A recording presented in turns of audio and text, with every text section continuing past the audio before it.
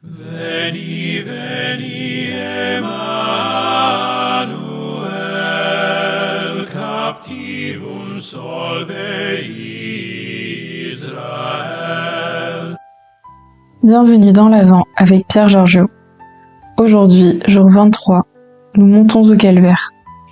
Calmons les bruits extérieurs, avançons dans l'Avent, verso l'alto.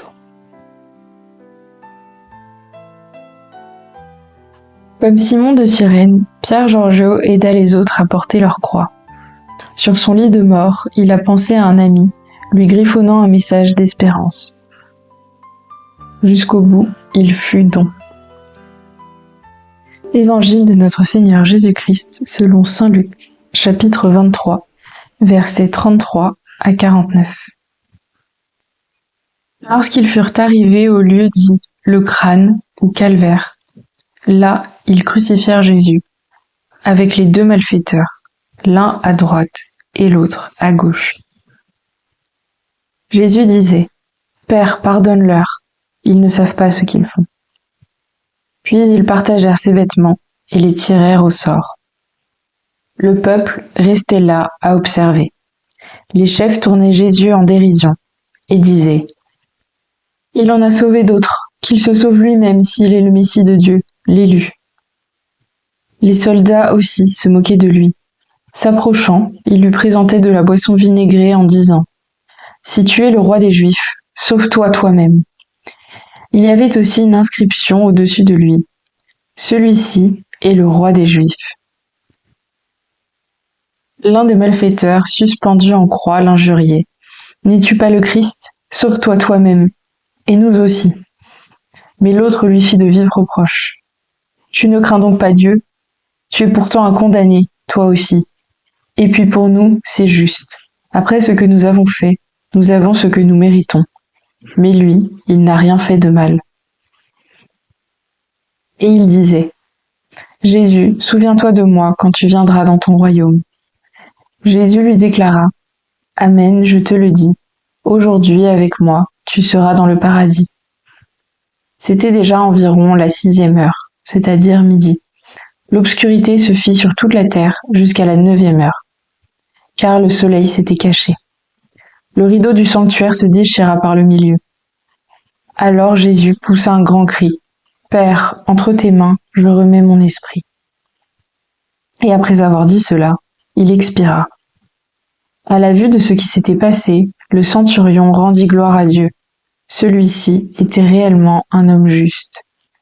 Et toute la foule des gens qui s'étaient rassemblés pour ce spectacle, observant ce qui se passait, s'en retournait en se frappant la poitrine. Tous ses amis, ainsi que les femmes qui le suivaient depuis la Galilée, se tenaient plus loin pour regarder.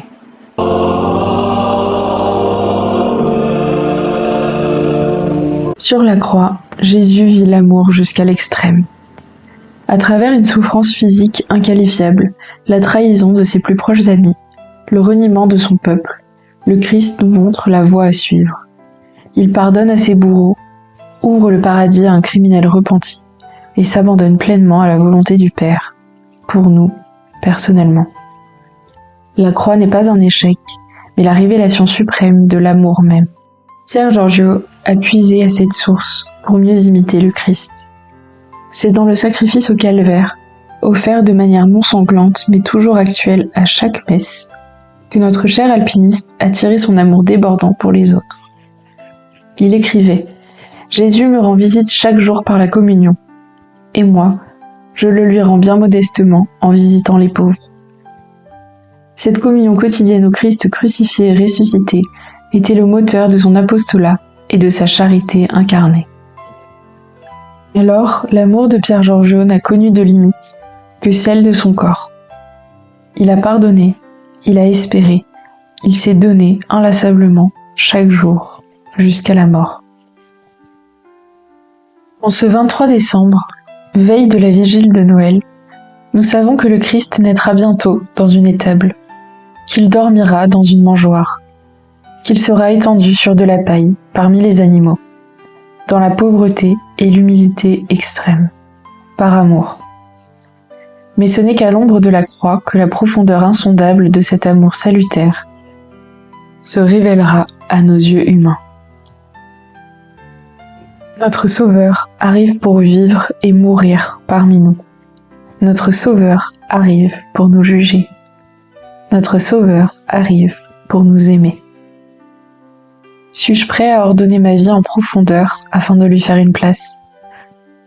Comme le bon larron, ai-je la volonté de me repentir de mes fautes passées afin de partager l'éternité avec le Créateur? Suis-je prêt à accueillir le Christ à la crèche comme sur la croix? Suis-je prêt à l'imiter sur les chemins de l'humilité extrême, de la mangeoire au tombeau? Suis-je prêt à aider mes frères à porter leur croix, par les actes et par la prière? Suis-je prêt à offrir ma main pour être la sienne dans ce monde, à pardonner et espérer sincèrement, même dans la nuit et l'angoisse, jusqu'à la mort? Suis-je prêt à aimer, vraiment? Prions. Seigneur Jésus, vous qui, sur la croix, avez tout aimé, tout pardonné, tout sauvé, vous qui avez ouvert le paradis au bon larron et remis votre esprit entre les mains du Père, je me tiens aujourd'hui au pied de votre croix. J'y dépose ma vie, avec ses faiblesses et ses blessures. Je vous supplie humblement. Apprenez-moi à aimer sans mesure, à pardonner sans condition, à remettre tout mon être entre vos mains, dès maintenant et jusqu'à la fin. Par l'intercession de Saint Pierre Giorgio Frassati, ce jeune homme qui a vécu l'amour jusqu'à l'extrême, conduisez-moi Seigneur jusqu'au terme de l'amour. Que ma vie comme la sienne devienne une offrande joyeuse et libre, même quand elle est crucifiée avec vous. Et quand viendra l'heure de mon passage, accordez-moi d'entendre votre voix. Aujourd'hui, tu seras avec moi dans le paradis. Verso l'alto. Au nom du Père, du Fils et du Saint-Esprit. Amen. Merci d'avoir aimé jusqu'au bout avec nous aujourd'hui. On se retrouve demain pour le jour 24. Courage, verso l'alto.